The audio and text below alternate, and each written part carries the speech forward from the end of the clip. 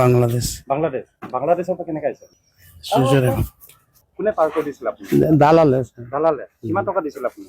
মত সঁচা কথা ক'ব গ'লে দৌল সংগঠন বন্ধ কৰিব নালাগে। মাত্ৰ যদি এমাহৰ কাৰণে তেখেতলোকে যদি এই কামসমূহ যদি কৰিবলৈ এৰি দিয়ে নহয়, অসমৰ চিন নাইকিয়া হৈ যাব।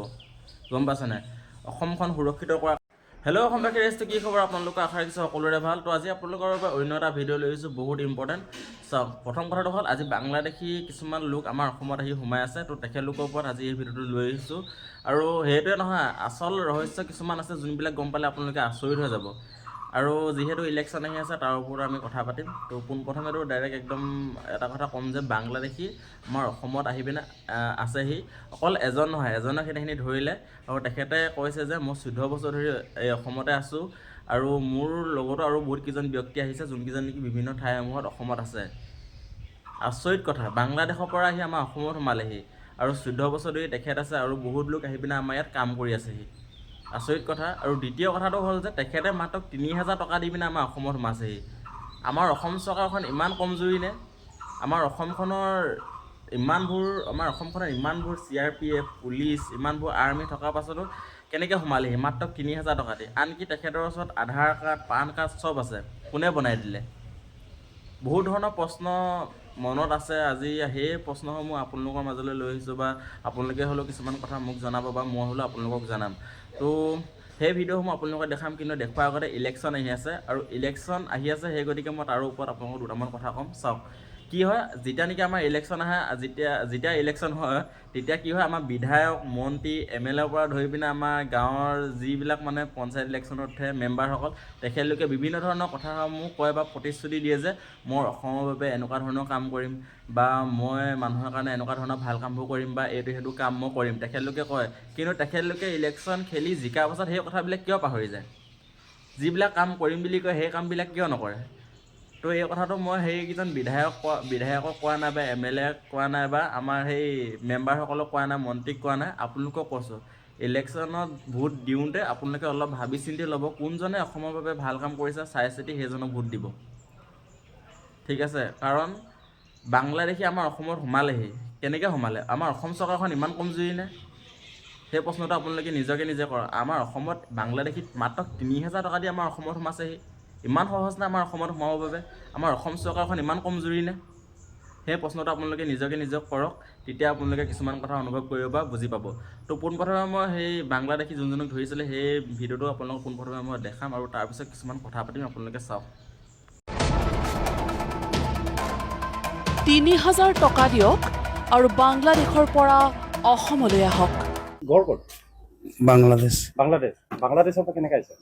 সুজৰে কোনে পাৰ কৰি দিছিল আপুনি? দালালে দালালে কিমান টকা দিছিল আপুনি? মত 3000 লৈছিলে। অসমলৈ বাংলাদেশী প্ৰেৰণৰ ঠিকা লয় পশ্চিমবংগৰ ইছলাম শেখে। আপুনি আধাৰ কাৰ্ড কেনেকৈ বনালে? বনাই দিয়েছিল। কোনে বনাই দিছিলে? ইছলাম শেখ। ক'ৰ হয়? ক'ৰ মানুহজন? ওয়েস্ট বেঙ্গলেৰ। দালালক টকা দিলেই তৈয়াৰ হৈ যায় আধাৰ কাৰ্ড। বাংলাদেশীক শিকাই দিয়া হয় অসমীয়া ভাষাও। 1 মাহ হল মোৰ আহা, তাৰপৰে বৰ্ডাৰ পাৰ হয়েছে। বৰ্ডাৰ পাৰ কৰিব পাৰে? কিমান টকা লয়? কিমান টকা বিনিময়? ঠিক না, 3000 লয়, 2000 লয়। অসমীয়া যে আপুনি ক'ব জানে, অসমীয়া ক'ৰ পৰা শিকিলে? শিকিছো ইয়াতে স্যাৰ। ইয়াতে শিকিছে?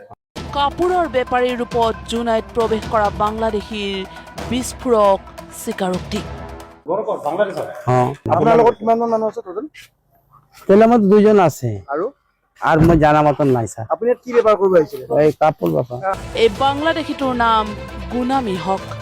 মাত্ৰ এমাহ পূৰ্বে পশ্চিমবংগ সীমান্তৰে ভাৰতত প্ৰৱেশ কৰি শিলচৰ হৈ গুনামী হক অসম পালেহি। এমাহতেই সলসলীয়াকৈ অসমীয়া ভাষা শিকি লৈ জুনাইত ব্যৱসায়ো আৰম্ভ কৰি দিলে বাংলাদেশী গুনামী হকে। জুনাইৰ মিচিং অধ্যুষিত অমৰপুৰত গাঁৱে গাঁৱে কাপোৰ লৈ ব্যৱসায় বিস্তাৰ কৰিছিল বাংলাদেশীটোৱে। কাৰণ বাংলাদেশী গুনামী হকে অসমত ব্যৱসায় কৰিবলৈ ভয় নকৰে, যিহেতু পশ্চিমবংগৰ দালালে টকা লৈ অবৈধ ভাৰতীয় নাগৰিকৰ নথি পত্ৰ দি পঠিয়াইছে। সেয়েহে বুকু ফিন্দাই জুনাইত ভাড়াঘৰলৈ অসমীয়া ভাষা শিকি কাপোৰৰ ব্যৱসায়ত এজন অসমীয়াৰ দৰে জঁপিয়াই পৰিল বাংলাদেশী গুনামী হক। ভালদৰে শুনি লওক, পশ্চিমবংগৰ ইছলাম শেখে কিদৰে অসমলৈ বাংলাদেশী প্ৰেৰণৰ ঠিকা লয়। গুমানি হক। গুমানি হক। এইটো মোহাম্মদ গুমানি ঘৰ ক'ত? বাংলাদেশ বাংলাদেশ। বাংলাদেশৰ পৰা কেনেকৈ আহিছে? সুজৰে কোনে পাৰ কৰি দিছিল আপুনি? দালালে দালালে। কিমান টকা দিছিল আপুনি? মই 3000 লৈছিলে কেতিয়া আহিলে আপুনি? 1 মাহ হ'ল মই অকলে আহিছিলো 1 মাহ হ'ল মোৰ আহা 1 মাহ হ'ল ইয়াৰ আগত ক'ত আছিলে? ঘৰতে আছিলো ঘৰ ক'ত? বাংলাদেশত। আপুনি ইয়াত কি বেপাৰ কৰিব আহিছিলে? এই কাপোৰ বাপা আপুনি আধাৰ কাৰ্ড কেনেকৈ বনালে? বনাই দিছিলো কোনে বনাই দিছিলে? ইছলাম শেখ ক'ৰ হয়? ক'ৰ মানুহজন? ওষ্ট বেংগলৰ আপোনালোকে বাংলাদেশৰ পৰা মানে ভাৰত আৰু অসমলৈ আপোনালোকে কেনেকৈ সোমাইছে অকণমান কওকচোন। তাৰ পৰা বৰ্ডাৰ পাৰ হৈছো বৰ্ডাৰ পাৰ কৰিব পাৰে? কিমান টকা লয়? কিমান টকা বিনিময়? ঠিক নাই 3000 লয় 2000 লয় অসমীয়া যে আপুনি ক'ব জানে, অসমীয়া ক'ৰ পৰা শিকিলে? শিকিছো ইয়াতে ছাৰ ইয়াতে শিকিছে। কিন্তু বাংলাদেশী গুনামী হক কেনেকৈ আৰক্ষীৰ জালত পৰিল তেনেহ'লে শুনক আন এটা ভয়ংকৰ তথ্য। অবৈধভাৱে সীমান্ত পাৰ হোৱাই নহয়, বাংলাদেশী গুনামী হকে জাল নোটৰ ক'লা বজাৰ নিৰ্ভয়ে চলাই যায়।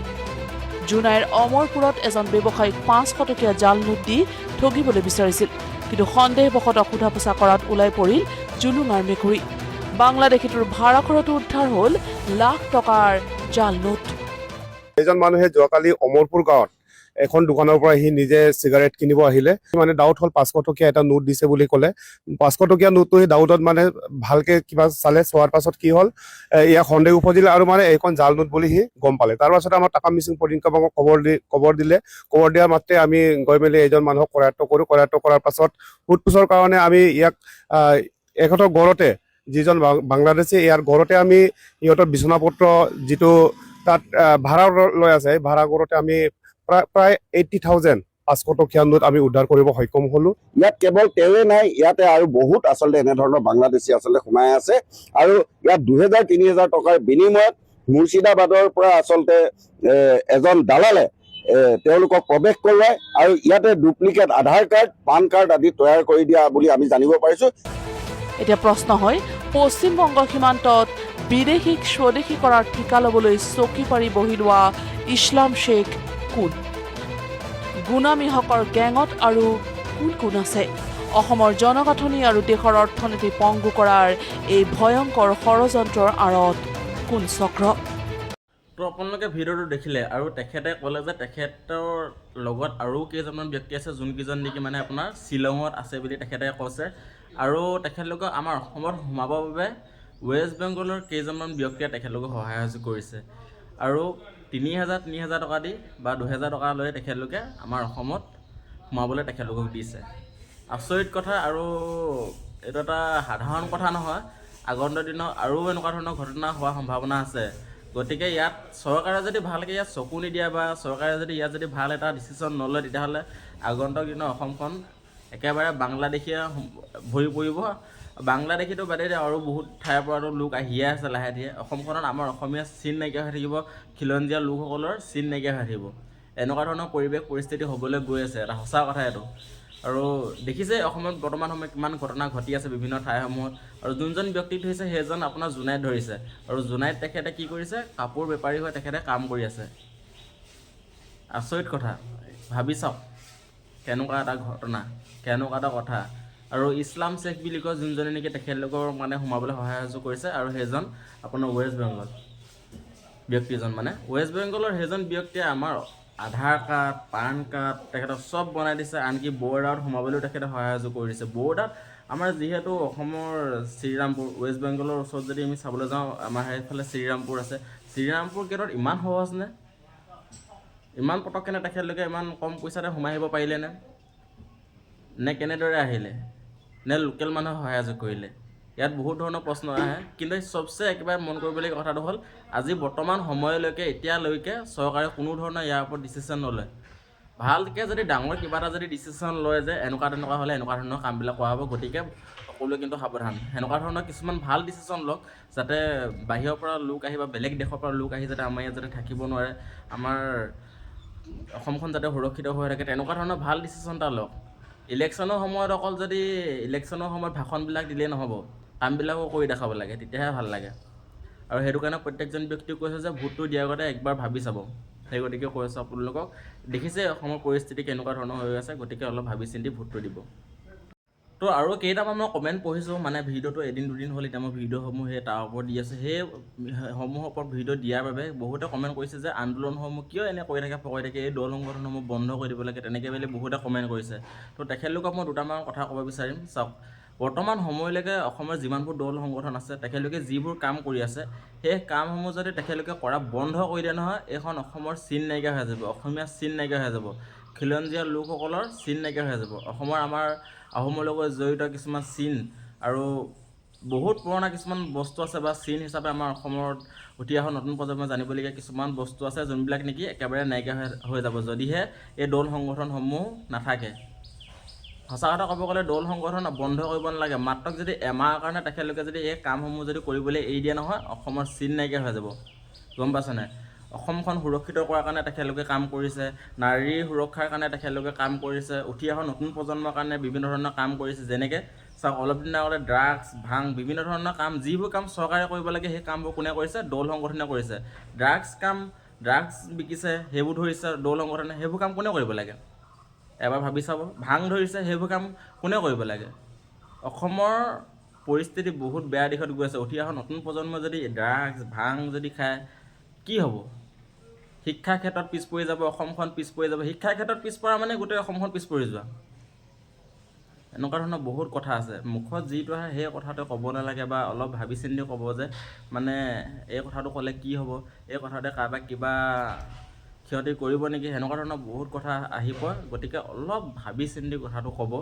তো আশা ৰাখিলোঁ আগন্তুক আহি থকা দিনবোৰত অকণমান যাতে অসমখন ভাল হওক, তাৰ বাবে আপোনালোকে চিন্তা কৰিব। আৰু পইচাৰ কাৰণে কিন্তু কোনেও ভোট নিদিব, সেইটো মই একদম আপোনালোকক কৈ দিছোঁ। চাওক, আপোনাক যদি আজি 1000 টকা দিলে, আপুনি যদি সেই 1000 টকা লৈ পিনে আপুনি যদি ভোটটো দিয়ে, আপোনাৰ সেই 5 বছৰত আপোনাৰ পৰা সেই 1000 টকা লৈছে নহয়, 1000 লাখ টকা আপোনাৰ পৰা লুটি লৈ যাব, গম পাইছেনে? যদি আপুনি বেয়া মানুহ এজনে যদি ভোটটো দিয়ে।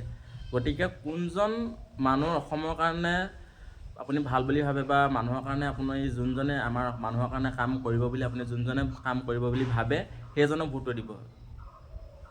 শিক্ষাৰ ক্ষেত্ৰত, ৰাইজৰ কাৰণে, অসমখনৰ কাৰণে যোনজনে কাম কৰিব বুলি আপুনি ভাবে, বা যোনজনে কাম কৰি আহিছে ভাল কাম, সেইজনক আপুনি ভোটটো দিব। আশা ৰাখিলোঁ আপোনালোকে বুজি পাইছে বুলি। তো আজি এই ভিডিঅ'টো ইমানতে সামৰণি মাৰিছোঁ, আৰু যদি পাৰোঁ নেক্সট আৰু চাওঁ কি আপোনালোকক ক'ব পাৰোঁ বা বুজাব পাৰোঁ বা দেখাব পাৰোঁ, আপোনালোকক দেখাম। ধন্যবাদ। আৰু ইয়াৰ ওপৰত অলপ চকু দিবৰ বাবে মই সকলোকে আহ্বান কৰিম।